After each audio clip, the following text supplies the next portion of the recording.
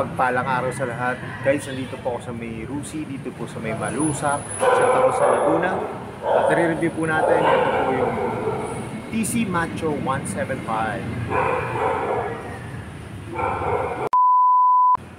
At kung bago pa lang kayo sa aking YouTube channel, pa-subscribe naman po at pa-hit ng notification bell para updated po kayo sa aking mga videos. Tara guys, simulan natin ito. Guys, ito na po yung TC Macho 175. Ang kulay nito ay blue, glossy na blue. Kasi sa ngayon po, ito po yung pinakamabentang Pantra ngayon. Marami na pong nagamit ito. Kasi nga syempre mataas po yung CC. Yan. Saka mura lang po. Yan. Simulan natin tong review. Ang tatak ng gulong niya ay Yuan Seng, na ang sukat po ay 2.75 by 17. Yan po yung spike ng gulong. Drum brake po yung harap niya. Tapos ito po yung kanyang front shock. May naka-emboss na 2C.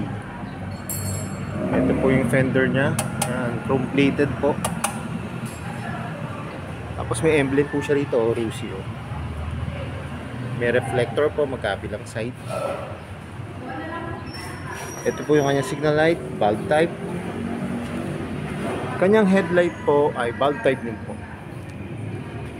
Ganda po ng headlight dito, may ano po siya. Hindi ko kagaya po ng iba na ganito na Pantra na yung wala pong cover. Ito po meron siyang cover. Tapos meron ditong decals na nakalagay na Macho. At Euro 3 na po siya. Ang likod na gulong naman ito, Yuan Seng din po ang tatak. Ang sukat naman po ay 3 by 17. Dalawa po yung kanyang rear shock. Yan. Chrome plated po. Ang ganda. Tapos ito po yung kanyang engine. Kulay bronze po. Tapos may nakalagay dito na Rusi. Engraved naman siya. Ito po yung kanyang gear pedal. Yung footrest ng driver.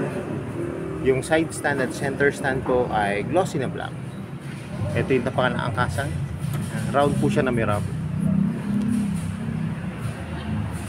Taillight niya, bulb type po. Pati po yung kanya magkabilang signal. Bulb type. Maganda po ito, flexible po siya. Hindi siya madaling mabali. Tapos ito po yung kanyang fender. Meron pong extension po na plastic. Para yung sa talsik po ng putek. Yung spike ko ng likod na gulong, yan, ganda po, malalalim din. Drum brake po siya. Ito yung pipe niya, yan. Yung heat guard niya, chrome plated po na may naka-engrave na Rusi. Ito po yung kabilang engine, yan. Ganda rin po. Tapos yung design ng kanyang kickstart ay classic lang po na design. Chrome plated din po. Tapos may rubber siya dito. Ito po yung brake pedal. Footrest. May decal siya rito na R Macho TC 175. Saka ito po yung kanyang decals dito. Ayan, napaka-simple lang po. Mamaya may papakita po ako sa inyo yung decals ng isa pang Rusi Macho. Makikita nyo yung pagkakaiba niya. Ito po yung kanyang grab bar. Yan. Ang ganda po. Alam niyo guys, magandang to, yung pang service din. Kung gagawin nyo pong pang tricycle siya, o yung nyo lang, service nyo lang po sa trabaho. Ang ganda po. Ito po yung kanyang upuan. Ayan, classic design. Malambot. Guys, hindi ko na siya bubuksan kasi wala naman po itong box. Ito po, meron po siya naka-print dito na Rusi.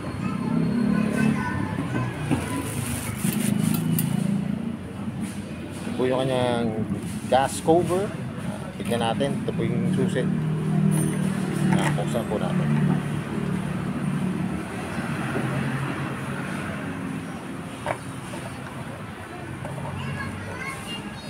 Guys, ayos din, may rubber naman po siya kaya hindi siya mapapasok ng tubig.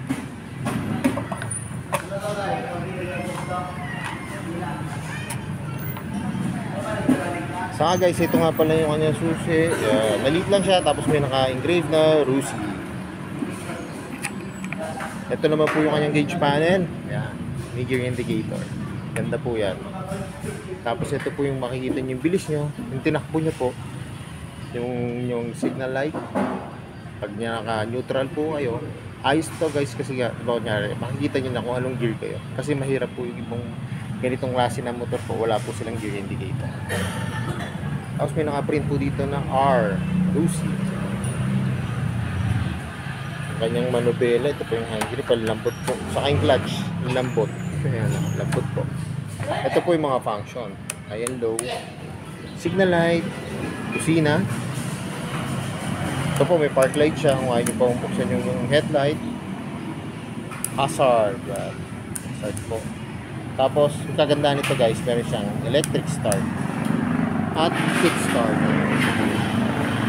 Throttle nya, malutong, saka malambot.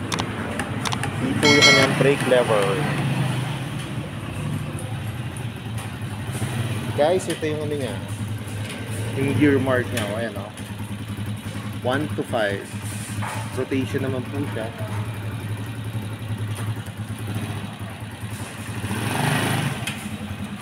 Saka ito po ay push rod. Ayan, push rod siya. May gas choke pa po dito. Kasi nga guys, wala po siyang fuel indicator. Wala siyang fuel indicator. Dito nyo po siya makikita kung paubos na po yung gasolina. Guys, ito na, sasakyan ko na itong Rusi Macho TC175.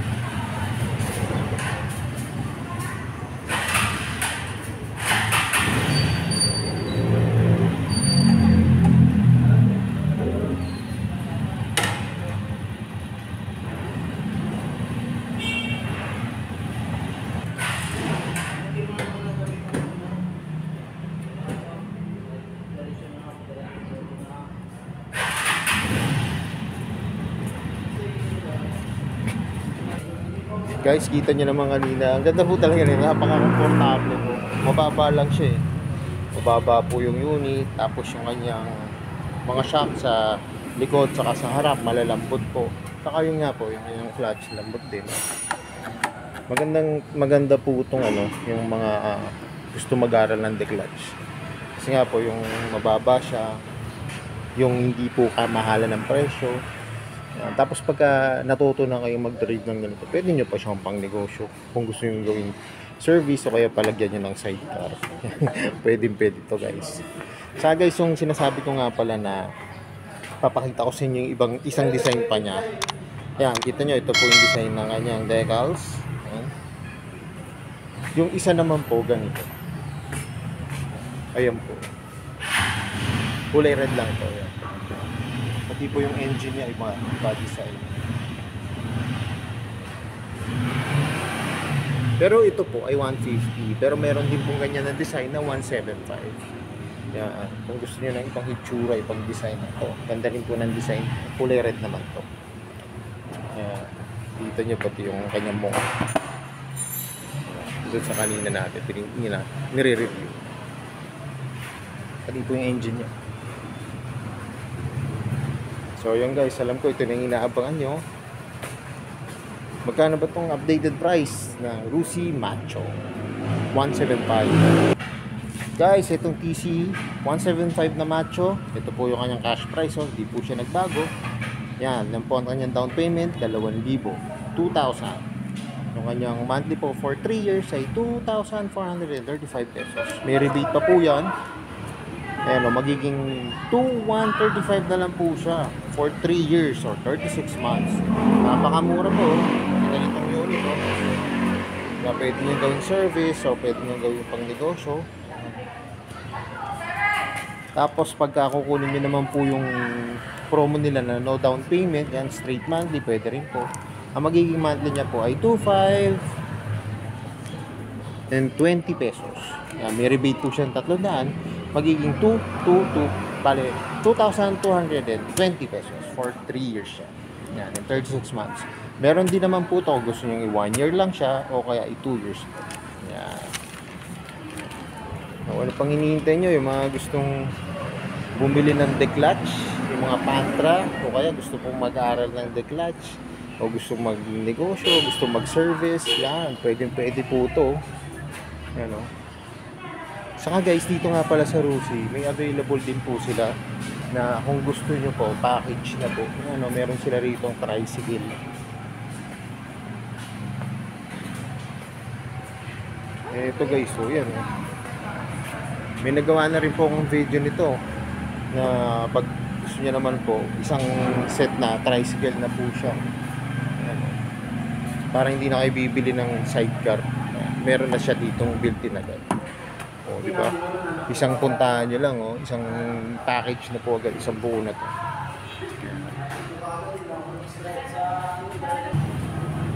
Kaya ako malapit lang kayo dito guys sa Barangay Malusak, Santa Rosa, Laguna, sa May Rusi. Pasyalan nyo na to mga guys. Ang available po na kulay nito, blue. Saka, ay, ito po ay blue at red. Yan. Ito naman po yung kanyang red. May black din to guys. Yan. Kung gusto nyo ng black, pwede rin kayo mag-request po dito. Yan, ang ganda oh. Ganda ng red oh. Pogi.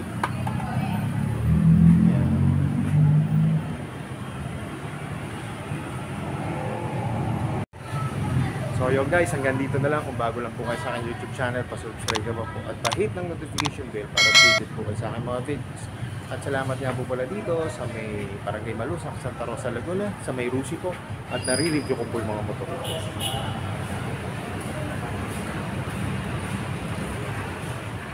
More says to come, at yan na lagi po sinasabi. Ingat po palagi, ride safe always, and God bless po. Malike and share na rin po ng aking mga videos. At lagi natin tatandaan, mahal tayo ng Diyos. Bye-bye!